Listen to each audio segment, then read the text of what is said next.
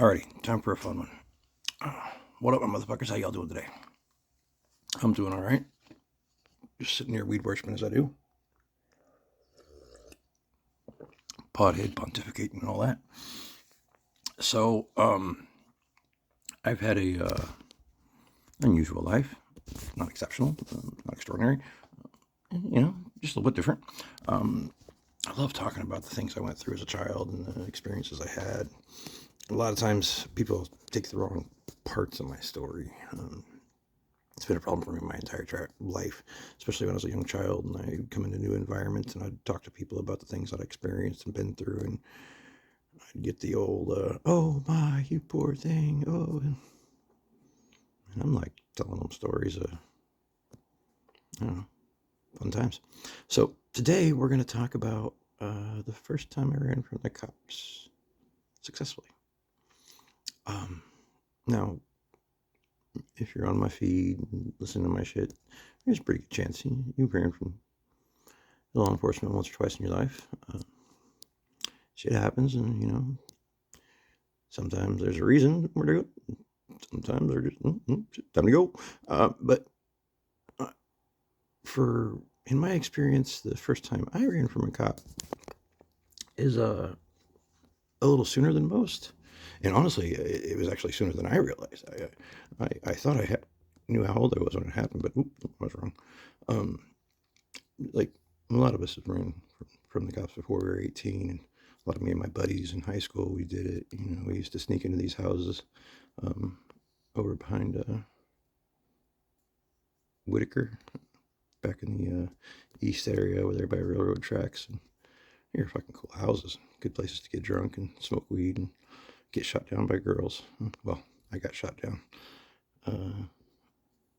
But a lot of other people, we were teenagers and doing what we do. But the first time I ran from the cops was before that. And I'm pretty sure in junior high, there were a couple instances where me and a couple buddies found ourselves on the Lamborghinis down an alleyway here or there. But, I will neither confirm nor deny that. 12, 13 or so, it's not really unusual. But my first time was a little before that. And I remember my stepdad running from the cops once, but I'm pretty sure he ended up pulling over and getting a bigger ticket that I recall. He was never very good at any of the shit he claimed to be good at, but and that was 7-ish, I feel. But the first time I ran from the cops was even before that. And I, all my life, had thought I was roughly age 4 or 5 the first time I fled the police. I was 3. I had just turned 3. My life has been unusual. So why would a 3-year-old be running from the police? Right? It's a reasonable question, and it's one I love to tell. So I guess, to my recollection, it's one of the first times somebody told me I was wrong, and I wasn't.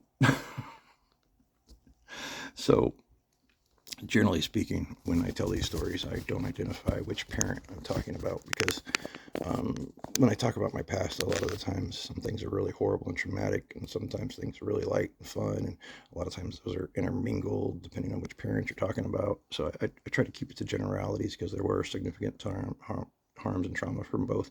But in this particular one, it's kind of a funny, amusing story between me and my mom. And it starts at her working at Pizza Hut. She was I think she was a delivery driver, cook, general person. But I got dropped off there, and I don't remember who dropped me off. I imagine my dad or somebody in his circle had dropped me off. It was rather late at night. They were shutting down, getting ready to close up and go home for the night. And one of her friends had gotten off earlier, and I was waiting in the lobby for my mom to get off work. And her friend comes out and starts hollering my mom back and forth. Now, her friend, I can't tell you anything about her now. But I remember little me was really fascinated by her boobs. She had some titties that I really was like, hello, what are those? Again, 3 years old. I'm sorry. I've always been a dirty old bastard. Is what it is. Genetics, hormones. I don't fucking know. Um, but she was leaving. The cute girl was leaving, and she hollers back to my mom, "Hey, you want to have a party?" And my mom was like, "Yeah, that'll be fun." And the girl hollers back, "Hey, cool. I'll make some calls and I'll see you there." And my mom's like, "All right, yeah." Me, 3 year old, that's nothing new.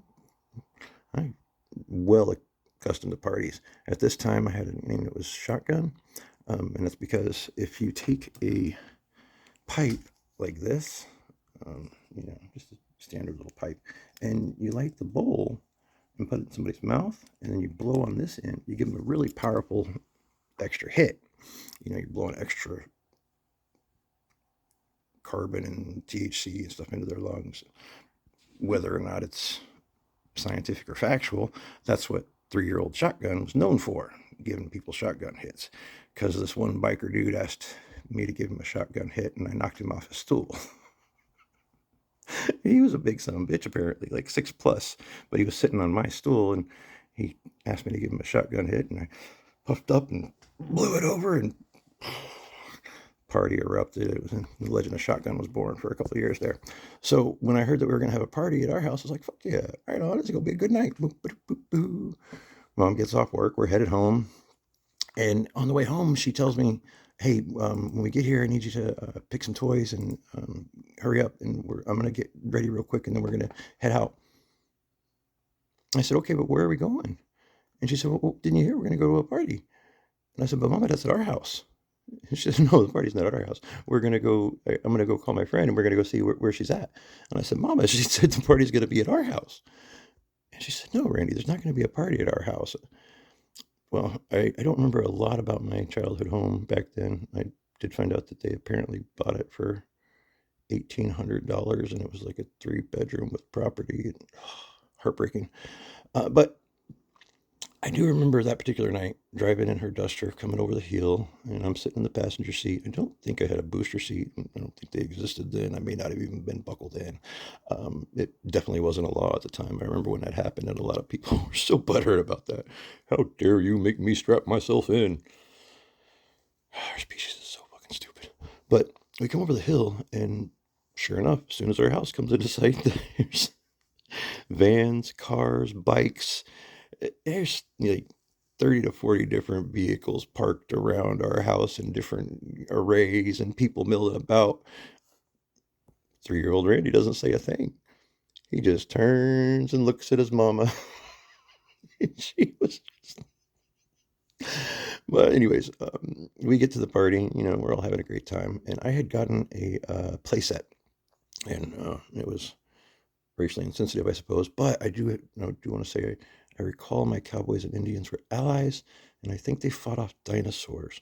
But on this particular night, I think I was doing cowboys and Indians. And I remember a couple of fellas come by and want to play. I didn't really like talking or playing to most of them. Girls come by and want to play. They were welcome, usually.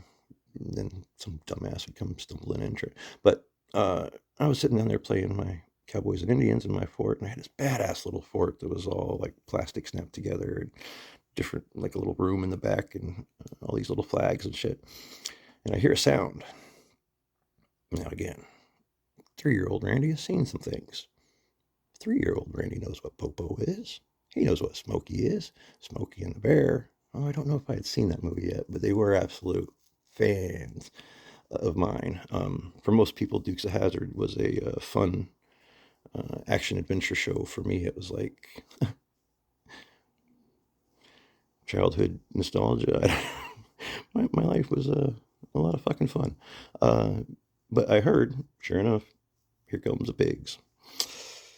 And we got a house full of everybody. Now, again, I didn't really know the details, but I knew a lot of the people there were doing things that the cops were not going to be fond of.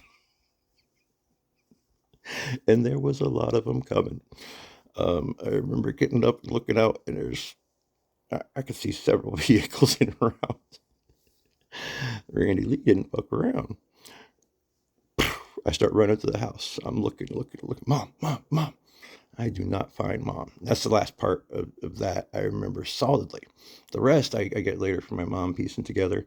My next part of the memory jumps up to my mom in the back of the house screaming and yelling at somebody as they're handing me over a fence.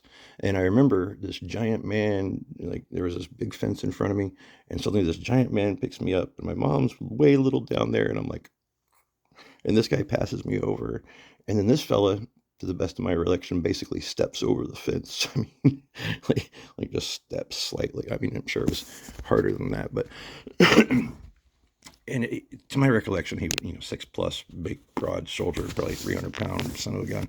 And my little mama was 5 foot nothing, 100 pounds if she was lucky. And once she set me down and he got over the fence, she started attacking this man, trying to beat the shit out of this big motherfucker. Come to find out what had happened, the cops didn't really give a shit what was going on. They just had some complaints that vehicles were blocking the road, and they brought extra force because they saw how much they had. So they walked up. They were real chill. They said, "Hey guys, clear the road. We're gonna get the fuck out of here. We're good. We're good." Everybody was good. Everybody went to the. They had also seen 70, 80 people flee in different directions across the field. Didn't chase one of them. My mom apparently went out there and talked and negotiated, and they got the vehicles out of the way and everything. And then later, she's trying to find her son. And after a frantic search to the house, I don't know how long the time frame was, an hour or so. Come to find out, Randy Lee was out in the field with a bunch of strangers. And my mom thought this big man had scooped me up and taken me to safety. And so she's attacking this guy. "What the fuck are you doing, kidnapping my son?" He's like, "Whoa, whoa, Susie, whoa, whoa, I didn't do shit. I was the first one to the fence, and this little motherfucker was halfway through when I got there." And my mom's like, "What are you talking? What do you mean?" I was like, "Mama, I'm sorry. I heard the cops coming. They wasn't getting me." And they didn't. I mean, they weren't looking for me.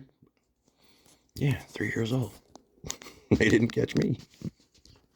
Love you always and forever. Stay amazing.